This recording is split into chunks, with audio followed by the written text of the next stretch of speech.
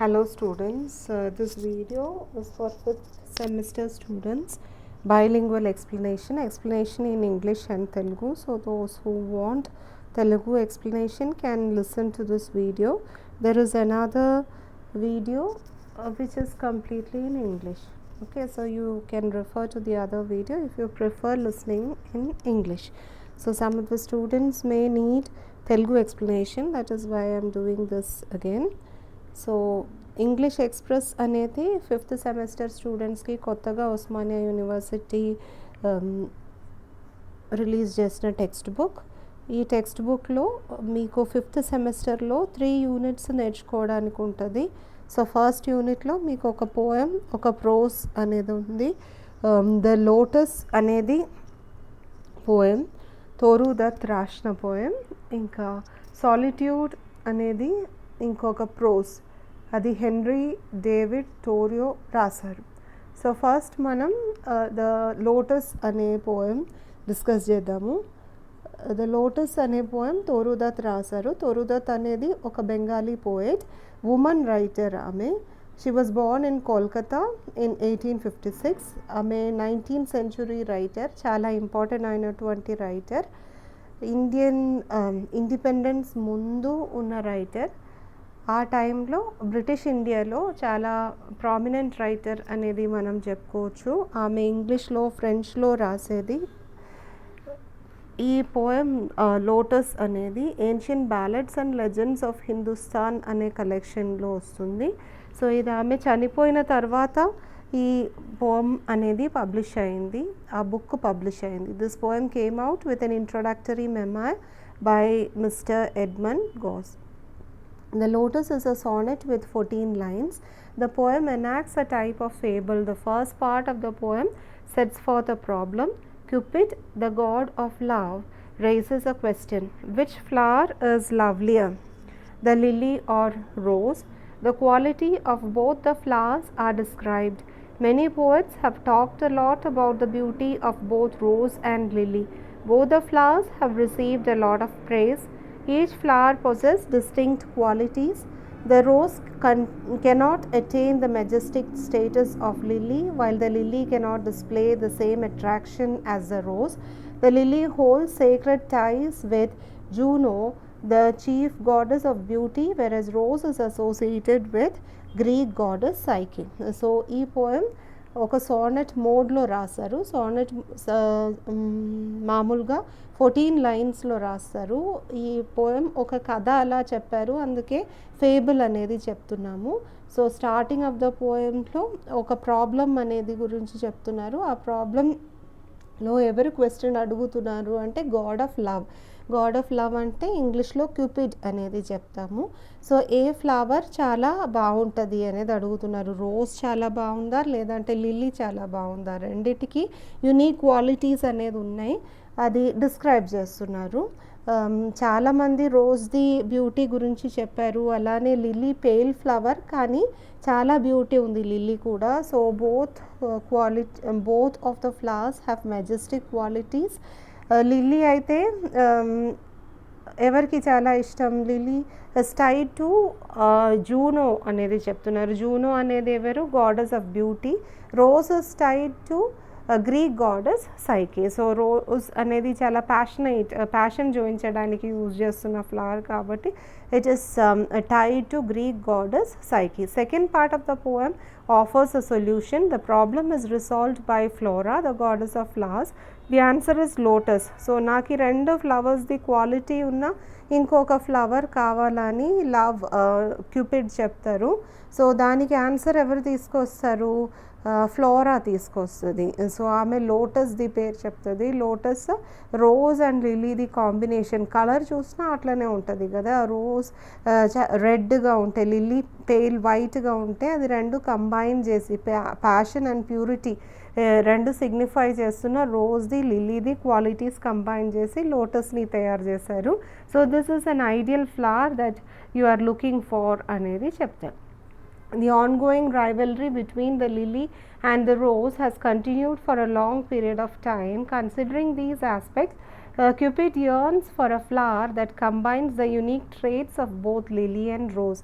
She is looking for a flower possessing the lovely attributes of rose and dignified presence of lily. So రెండిటికి unique qualities ఉన్నాయి. ఈ unique qualities రెండు combine చేసి ఇంకొక ఫ్లవర్ని తయారు చేయాలి. సో అలా ఒక ఫ్లవర్ ఉంది, అది లోటస్ అనేది రికగ్నైజ్ చేస్తున్నారు.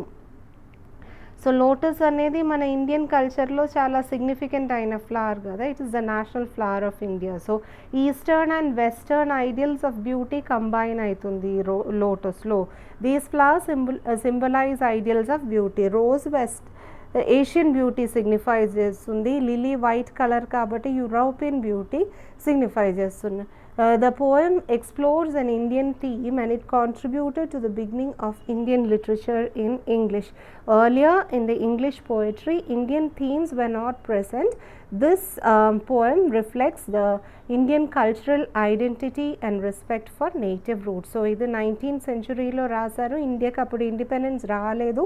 ఆ టైంలో రాసినదంతా వెస్టర్న్ ఐడియల్స్కి లేదంటే వెస్టర్న్ ఈస్థెటిక్స్కి చాలా సిగ్నిఫికెన్స్ ఇచ్చి రాసే పోయమ్స్. అప్పుడు తోరు దత్ అనే రైటర్కి ఇండియన్ ఈస్థెటిక్స్ది బ్యూటీ అందరికీ తెలవాలని చెప్పుకొని ఈస్టర్న్ ఐడియల్స్ తీసుకొచ్చి ఆమె పోయం రాశారు. సో దీంట్లో వెస్టర్న్ ఐడియల్స్తో పాటు ఈక్వల్ ఇంపార్టెన్స్ ఈస్టర్న్ ఐడియల్స్ కూడా ఇస్తున్నారు. Indian culture, Indian themes, Indian identity అనేది చాలా ఇంపార్టెంట్ అనేది ఆమె 19th centuryలో ప్రీ ఇండిపెండెన్స్ టైంలో చెప్తున్నారు. సో ఇది ఫస్ట్ పోయం ద లోటస్. చక్కగా చదువుకొని ఎగ్జామ్కి రాయండి. Second one solitude. సాలిట్యూడ్ అనేది ఒక ప్రోజ్. ఇది హెన్రీ డేవిడ్ థోరియో అనే రైటర్ రాశారు. ఆయన ఒక అమెరికన్ రైటర్, ఫిలాసఫర్, ఎస్సేయిస్ట్, పోయెట్. ఇది కాకుండా ఆయన ట్రాన్సెండెంటలిజం అనే చాలా ఇంపార్టెంట్ మూవ్మెంట్లో ఒక ప్రామినెంట్ ఫిగర్ అనేది మనం చెప్పుకోవచ్చు. ఆయన కూడా సేమ్ పీరియడ్ 19th centuryలోనే రాశారు. ఆయన చాలా ఫేమస్ అయినటువంటి బుక్ది పేరు వాల్డన్. He has written books, has written essays, articles, journals, poetry. ఆయన రాసినదంతా కలిపి ఒక 20 volumes ఉన్నాయి. 1854 he published Walden. The solitude lesson solitude is taken from that particular book. So ఈ లెసన్లో ఆయన సాలిట్యూడ్ది లేదంటే పాజిటివ్ ఎఫెక్ట్స్ ఆఫ్ అలోన్నెస్ అనేది గురించి చెప్తున్నారు. మనం లోన్లీగా అయిపోయాము అంటే దాంట్లో ఒక నెగిటివిటీ అనేది ఉంటుంది. సో నెగిటివ్ కాకుండా ఆ లోన్లీనెస్ని ఎలా పాజిటివ్ చేద్దాము అనేది గురించి థోరియో చాలా బాగా డిస్కస్ చేస్తున్నారు. ఆయన రాసినది 19th centuryలో కానీ ఇప్పుడు కూడా ఆయన రాసినది చాలా రిలవెంట్గా అనిపిస్తుంది మనకు. థోరియో begins solitude by stating, "This is a delicious evening when the whole body is one and imbibes delight through every pore. Walking along the pond, enjoying the animals, Thoreau believes that his solitude makes him a part of nature and therefore allows him to achieve a sense of liberty." ఆయనకు aloneness అనేది ఒక freedom ఇస్తుంది. He is able to be a part of nature. He doesn't like the company of people more than the company of people. He values the company of himself and also the company of nature. He believes his life is as solitary as if he lived on the prairies of Asia or Africa. So nature friendly అయిన ఏ ప్లేస్లో ఉన్నా నాకు ఒక చిన్న world అనేది ఉంటుంది. I enjoy nature's company అనేది Thoreau చెప్తున్నారు. Thoreau gets the most sweet and tender, most innocent and encouraging society. Thoreau asked if anyone would consider a dandelion in the pasture to be alone. So నేచర్లో ఉన్నది ఏదైనా లోన్లీగా మీకు అనిపిస్తుందా? ఒక ట్రీని చూస్తే అది ఒంటరిగా ఉన్నట్టు ఏమైనా అనిపిస్తుందా? ఒక ప్లాంట్ని, ఫ్లవర్ని చూస్తే అది లోన్లీ అయిపోయినట్టు మనకు అనిపిస్తుందా? No, we never feel like that. మళ్ళీ హ్యూమన్ బీయింగ్స్ గురించి మాత్రం మనం ఎందుకు అట్లా ఆలోచిస్తున్నాము? హ్యూమన్ బీయింగ్స్ కూడా పార్ట్ ఆఫ్ నేచర్. అందుకే అది హ్యూమన్ బీయింగ్స్ కూడా లోన్లీగా ఫీల్ అవ్వాల్సిన అవసరం లేదు. We are part of mother nature. So we should never feel lonely. మనం ఆ లోన్లీనెస్ అనేది కూడా ఒక సాలిట్యూడ్గా ట్రాన్స్ఫార్మ్ చేసుకొని ఎంజాయ్ చేయాలా. No part of nature is ever alone. Even the middle of such thoughts he knew that the thought would pass. Some of his most enjoyable hours were the long rainstorms in which he stayed stayed in his house thinking. So ఆయన ఎప్పుడెప్పుడు ఒంటరిగా ఉన్నారు అనేది గురించి ఆయన experiences మాట్లాడుతున్నారు. బాగా వర్షం పడిన రోజు నేను ఒంటరిగా ఉన్నాను, అప్పుడు నేను రెయిన్ ఎంజాయ్ చేసుకొని ఆ సౌండ్ విని ఆలోచించాను. I thought about what ever that has happened in my life. Thoreau expresses his connection to nature by stating that he is not lonelier than a single pine tree. Loneliness is a state of mind, he believes, which cannot necessarily be cured by being close to someone. So ఆ state of being అనేది change అవ్వాలంటే మనం ఏం చేయాలా, మనం work అనేది చేయాలా. Work చేస్తే చాలా బిజీగా ఉన్నప్పుడు we never feel that we are lonely. Thoreau believes that people are distracted by being polite, they spend too much time around each other. మనం మన కోసం టైం స్పెండ్ చేయట్లేదు. We are always in the company of lot many people. We don't have time to sit idle. This is very relevant in the present scenario.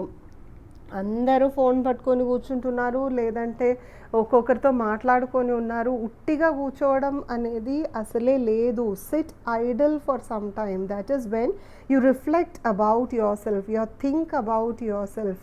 Self introspection అనేది చేస్తాము. అట్లా చేస్తే ఏది correct ఏది తప్పు అనేది మనకు అర్థమవుతుంది. We will be able to judge our selves and then move accordingly. Thoreau mentions that his house is surrounded by sunlight, shadow and sound of wind. So we can learn a lot from nature by observing nature, by observing the changes in nature, the magnanimity of nature. Now we'll go to the next poem, that is Chimney Sweeper, written by William Blake. William Blake is a very famous writer. He has written songs of innocence and also songs of experience. So this particular poem comes in songs of innocence. So it talks about the childhood experiences, but not very nice experience, but very difficult experience of a child. So Blake is a very famous romantic poet. He wrote songs of innocence and songs of experience. The two chimney sweeper poem, one belongs to songs of innocence and the other songs of experience. The one given in a textbook is song of innocence. So in this we have a main character, that is Tom. He has a dream, and in the dream an angel appears. So he is a chimney sweeper. His mother died and his father sells him for money. Okay, చిన్నప్పుడు చాలా చిన్నగా ఉన్నప్పుడు అమ్మ చనిపోయింది. అమ్మ చనిపోయిన తర్వాత నాన్న ఏం చేసుకుంటారు, డబ్బు కోసం ఆయనని అమ్ముకుంటుంది. ఎవరికి అమ్ముకుంటారు, చిమ్నీ పనిచేసే దగ్గర అమ్ముకుంటుంది. సో ఈయన వర్క్ ఏంటి, ఆ చిమ్నీ సూట్ వస్తుంది కదా, డస్ట్ వచ్చిన ప్లేస్ క్లీన్ చేయడం అనేది. చాలా వేడిగా ఉంటుంది కదా చిమ్నీ, ఈ చిన్న పిల్లలు పోయి క్లీన్ చేయాలి. సో చాలామంది అట్లా లేబర్ చేస్తారు, చైల్డ్ లేబర్ అనమాట. అట్లా చేసి చాలామంది చనిపోయారు. సో ఈయన కళ్ళలో, డ్రీమ్లో అట్లా చనిపోయిన చాలామంది పిల్లలు వచ్చారు. ఆ పిల్లల్ని ఎవరు రెస్క్యూ చేస్తున్నారు, ఎవరు హెల్ప్ చేస్తున్నారు, ఏంజల్ వచ్చి హెల్ప్ చేస్తున్నారు. సో చాలా కష్టమైన పరిస్థితి కదా, వాళ్ళకు ఎవరూ లేరు. They have discarded these children and they have given off these children for the sake of money, and they are living in a very torturous circumstance, painful circumstance. So ఈ పిల్లలకి ఒక మంచి లైఫ్ అనేది లేదు, తిండి లేదు, ఏమీ లేదు. So they are all living in a very dangerous situation, and any time they can get deadly disease and their future is all dark. So they die working in this difficult environment. Through his poems, Blake gives a voice to the voiceless. In this poem, William Blake criticized the dark background of child labor. So during this time, child labor was very much evident, present in London. It was very common in England in the late 18th and 19th centuries. The parents sell their children for food. At the age of 4 or 5, most of the children were sold because of their small size. It was easy for them to get into the chimney and then clean the chimney. These kids suffered much, not physically but also mentally, living in that torturous environment, breathing dust all the time, living in that warm, hot place. Many politicians stood against child labor and child abuse in 1830, but still it remained very much prominent in United States and Europe until 20th century. Next one is a short story written by Rabindranath Tagore. The short story is titled Postmaster. So Rabindranath Tagore is a prolific writer and multifaceted genius. As you know, he is from Bangladesh. His mother tongue is Bangla. He writes in Bangla and also in English. He received Nobel Prize in 1913. So he authored many short stories, novels, essays, musical drama, dance drama, autobiographies. So he's a versatile genius. The story Postmaster, as the title suggests, revolves around a postmaster and an uneducated girl named Ratan. So this postmaster moves from the city of Kolkata to a village. So in that village he is not finding much to do. He doesn't have much work. So he gets into a friendship, a good kind of relationship with this girl Ratan. She is an orphan and she comes to help him in his house. So they share a very beautiful kind of bond. So both of them share their stories. They share the stories about their family. We can see a strong kind of bonding happens between both of them. One night, while Ratan is preparing his hookah, the postmaster asks her to describe her family. This begins a relationship. Begins a relationship where the two share intimate details about both of their families. So a rapport, strong bond develops between both of them. She visits him in the office. He teaches her how to read and write. So Ratan, regardless, practices what he has taught her. Fed up with the village and his illness, postmaster decides to go back to his place. So Ratan also asks him to take her to the village because she knows everything about his family and wants to meet the people there. But then postmaster will tell that he will come back later and then take Ratan back to his hometown. But after some time we realize that these relationships will not live long. It lives in our minds but not in reality. We cannot maintain a relationship for the sake of having it. Tagore instead uses these characters to lay out a parable about interpersonal relationships in developing modernity under British imperial rule of India. Now we'll move to the next poem, that is Bury Me in a Free Land, written by Frances Harper. So she is a black writer, African American writer. She says that she doesn't want to be buried in the land of America where a lot of her fellow beings have been tortured in the name of slavery. So she doesn't want to live there. She doesn't want to die there even. So in this poem she emphasizes about the need of the empowerment that black women should have in their alien land, America. It is their native land but also alien, in the sense people are not considering them as equals. So bury me in a free land. I don't want to be buried over here. She condemns slavery. She talks against slavery. Slavery is such a bad practice which has been followed in America for quite a long time. We know that there have been discrimination in the name of race, and there have been oppression in the lives of African Americans. So she vividly describes all these things in this particular poem. So she doesn't want to die in that land. She doesn't want to be buried there because that land is not just. That land is not showing justice to her fellow black people. So she wants to be buried in a place where human beings are treated equal.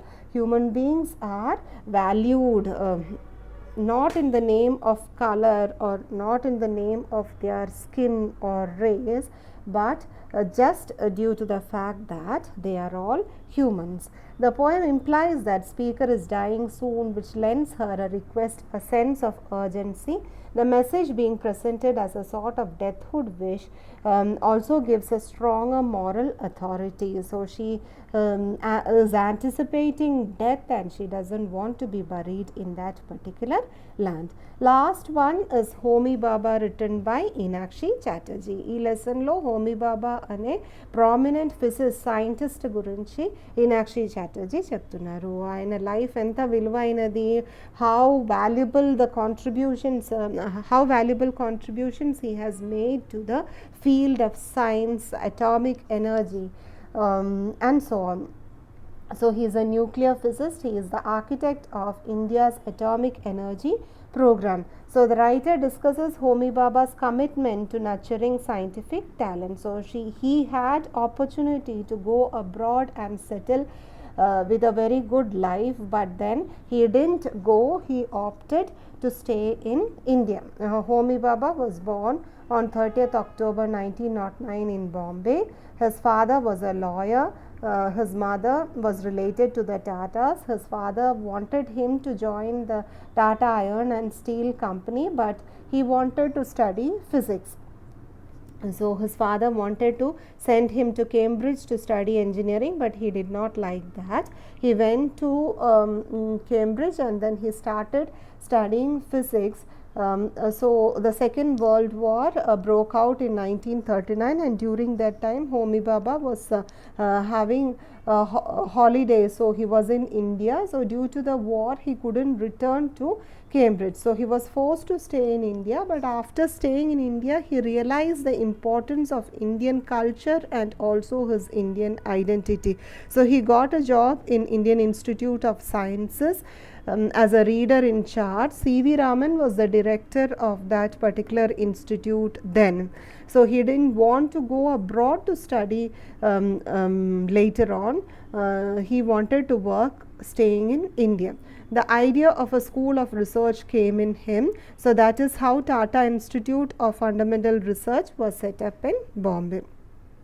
So another prominent personality, that is Indian mathematician K. Chandrasekharan, was asked to join that particular institute. ఆ ఇన్స్టిట్యూట్లో వాళ్ళు applied research చేస్తారు.